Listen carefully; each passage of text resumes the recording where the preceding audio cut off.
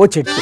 ఆ చెట్టు మీద ఒకరు, చెట్టు కిందన ఒకరు కూకొని దేవుడి కోసం ఘోరమైన తపస్సు చేశారు. ఏంటి సందమామ కథ అనుకుంటున్నారా? ఈ కథ నాది కాదండి, సీఎం రేవంత్ రెడ్డి గారిది. వెనకటికెవడో తలాతోక లేనోడు తాత దగ్గరకు వచ్చి నీకు దగ్గు నేర్పుతా అని చెప్పిండంట. అప్పుడు తాత ఏమన్నాడంట? తాత వాడిని చూసి సుట్ట చేతికిచ్చినాడు. ఈ సుట్ట పిలిచిరా ఒకసారి పిల్లగాని. మనోడు ఏమి చేశాడు సార్? అప్పుడు సుట్ట పిలిచి కళ్ళు తిరిగి బోర్ల బొక్కలు పడ్డాడంట. ఇక ఈ బావ బామ్మార్దులు ఏడు చేశారు ఆ బావ బామ్మద్దులు? చెట్టెక్కి తపస్సు కూర్చున్నాడు బామ్మర్ది. ఎందుకు? నాకు అధికారం రావాలి. బావకు తెలిసింది. వాడు వచ్చి చెట్టు కింద కూర్చున్నాడు ఏర్ల కాడ.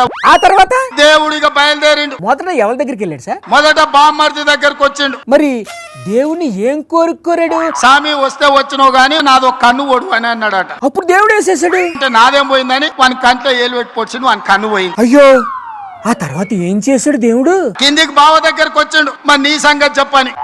ఓ పంజయ్ స్వామి, మా బామ్మార్ది అడిగిన దానికి నాకు డబల్ అని అడిగిండంట. అప్పుడు దేవుడు ఏం చేశాడు సార్? సరే మంచిదని వాడిని 2 కళ్ళల్లో ఒడిచిండు. అయ్యో అయ్యో అయ్యో, ఆ తర్వాత ఏమైంది సార్? బామ్మార్ది గానికి 1 కన్ను లేదు, బావకు 2 కన్ను లేవు. ఇంతకీ ఎవరు సార్ ఈ బావ బామ్మద్దులు? బావెవడో మీకు తెలుసు కదా? మాకు తెలుసు సార్, మీరే చెప్పండి. తాటి చెత్త అంత పెరిగిండు గాని తలకాయలో చింతకాయ అంత కూడా తెలియలేదు సార్. మీరు ఇలా కోడ్ లాంగ్వేజ్ లో చెప్తే మాకెలా అర్థమవుతుంది చెప్పండి.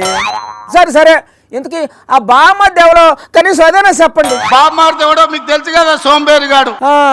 ఇంత పెద్ద పెట్టకథ చెప్పారు కానీ అందులో క్యారెక్టర్ల పేర్లు ఏంటో మాకు చెప్పలేదు సార్. సర్లేండి సార్, వాళ్ళు ఎవరో మేమే డీకోడ్ చేసుకుంటాం.